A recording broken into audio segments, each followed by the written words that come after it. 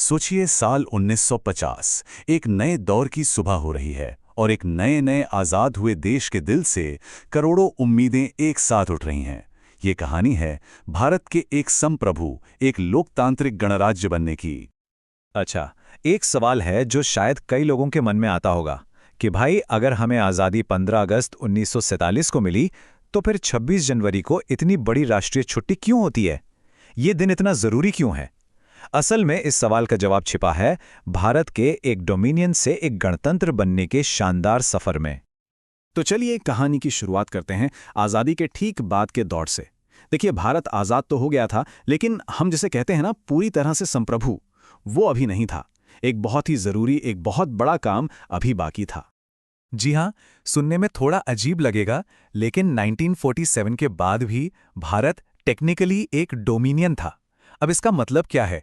इसका मतलब ये था कि देश के मुखिया तो हमारे प्रधानमंत्री जवाहरलाल नेहरू थे, लेकिन संवैधानिक तौर पर जो प्रमुख थे वो अभी भी ब्रिटिश सम्राट ही थे और उनका प्रतिनिधित्व करते थे governor general.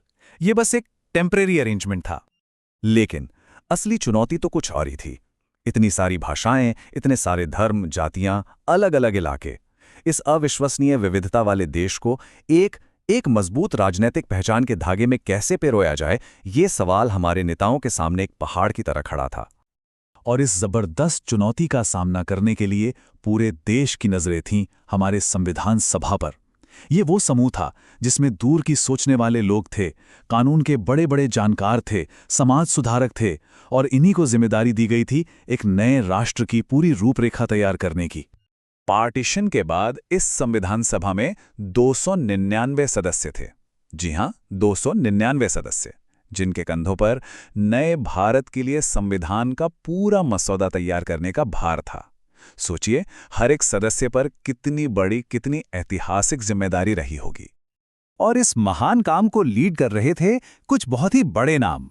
Doctor Rajendra Prasad सभा के अध्यक्ष थे, नेहरू जी और सरदार पटेल का मार्गदर्शन था, और सबसे बढ़कर डॉक्टर B.R. अम्बेडकर, जो मसौदा समिति यानी ड्राफ्टिंग कमेटी के अध्यक्ष थे।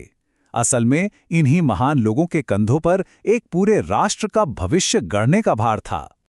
देखिए, ये जो काम हो रहा था ना, ये सिर्फ एक कानून की किताब लिखने जैसा नहीं था। नहीं, ये तो भारत की आत्मा को, उसके एसेंस को शब्दों में पिरोने जैसा था। एक ऐसा दस्तावेज तैयार हो रहा था जो आने वाली न जाने कितनी पीढ़ियों का मार्गदर्शन करने वाला था। आपको पता है, मसौदा समिति ने दुनिया भर के संविधानों को खंगाला। ब्रिटिश पार्लियामेंट्री सिस्टम, अमेरिका का बिल ऑफ राइट्स, आयरलैंड के सिद्धांत, सब कुछ पढ़ा। लेकिन उन्होंने सिर्फ नकल नहीं की, बिल्कुल नहीं। उन्होंने हर अच्छी बात को लिया और उसे भारत की जमीनी हकीकत, जैसे कि यहाँ की गरीबी, जातिगत भेदभाव, इन सब के हिसाब से ढाला। और इस गहरे सोच विचार और मंथन के बाद हमारे संविधान के 4 स्तंभ सामने आए: न्याय, स्वतंत्रता, समानता और बंधुत्व। ये सिर्फ शब्द नहीं हैं, ये वो वादे हैं जो हमारा संविधान हर एक भारतीय नागरिक से करता है। और इसी संदर्भ में डॉक्टर अंबेडकर ने एक बहुत ही शक्तिशाली चेतावनी भी दी थी। उन्होंने साफ साफ कहा था कि सिर्फ राजनीतिक लोकतंत्र, मतलब सिर्फ वोट देने का अधिकार काफी नहीं होगा।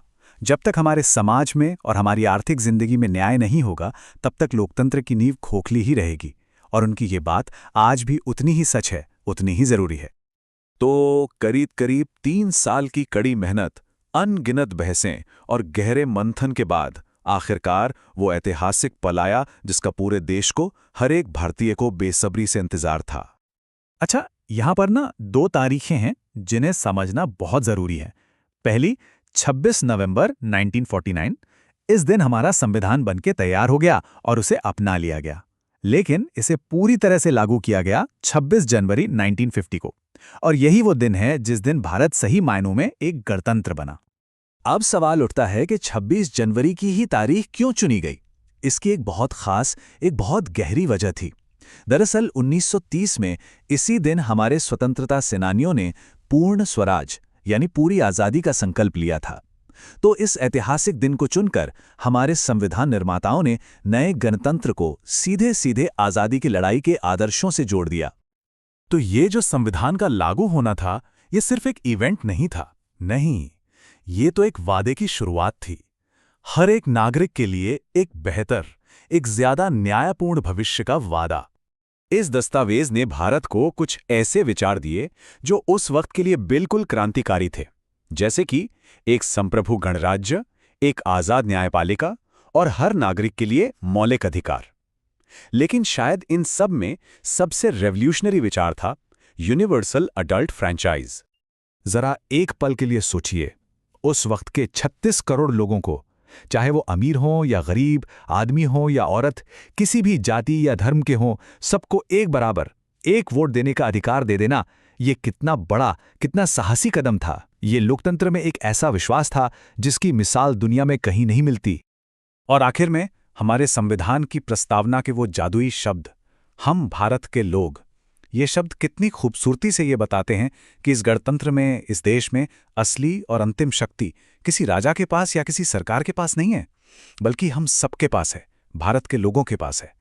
ये एक ऐसा विचार है जो आज भी हमें प्रेरणा देता है, और यही वो वादा है जिसे निभाने की जिम्मेदारी हम सबकी, हर पीढ़ी की है।